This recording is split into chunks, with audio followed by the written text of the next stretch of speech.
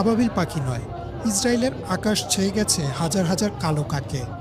ইরানের সাথে চলমান যুদ্ধের মাঝেই তেল আবিবের আকাশে এই রহস্যময় ও গা ছমছমে দৃশ্য দেখা গেছে।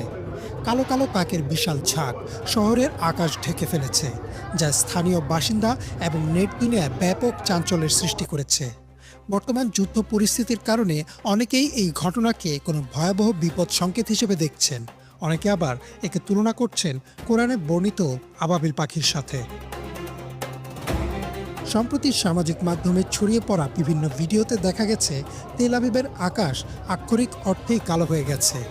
ডেইলি মেইলের প্রতিবেদন অনুযায়ী এই বিশাল কাকের ঝাঁক শহরটির উপর দিয়ে এমনভাবে উঠছিল যেন তারা কোনো কিছুর আগাম বার্তা দিচ্ছে। সাধারণত শীতের মৌসুমে পূর্ব ইউরোপ থেকে ঝাঁকে ঝাঁকে কাক বা ওই জাতীয় পাখি ইসরায়েলের মতো উষ্ণ অঞ্চলের দিকে আসে, তবে এবারের সংখ্যা এবং সময়টি স্থানীয়দের মনে আতঙ্কের জন্ম দিয়েছে।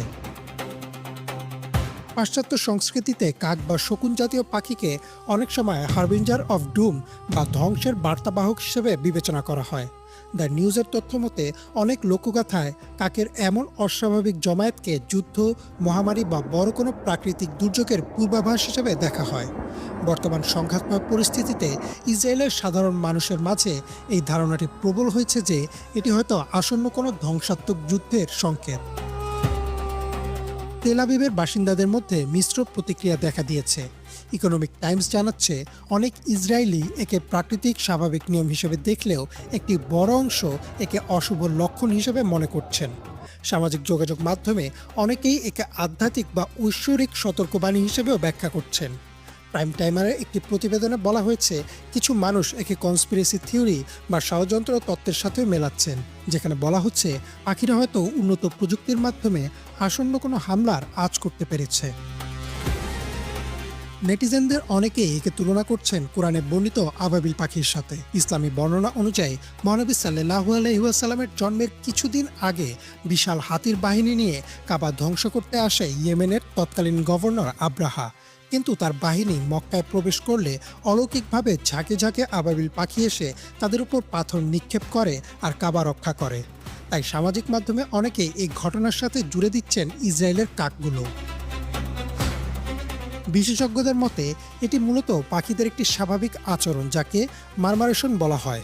খাদ্য এবং নিরাপদ আশ্রয়ের সন্ধানে বা কোনো শিকারী প্রাণীর হাত থেকে বাঁচতে তারা এভাবে দলবদ্ধ হয়ে ওড়ে।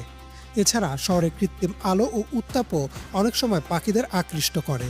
ইরানের চলমান ক্ষেপণাস্ত্র হামলার প্রভাবেও কাকেদের এমন অস্বাভাবিক আচরণ হতে পারে বলে ধারণা করা হচ্ছে। তবে বিজ্ঞান ও যুক্তি যাই বলুক না কেন, মধ্যপ্রাচ্যের এই অস্থির সময়ে হাজার হাজার কাকের এই দৃশ্য ইসরায়েলিদের মনে এক অজানা আশঙ্কার জন্ম দিয়েছে। প্রকৃতির এই আচরণ নিছকই কাকতালীয় নাকি সত্যিই কোনো দুর্যোগের আভাস, তা সময় বলে দেবে।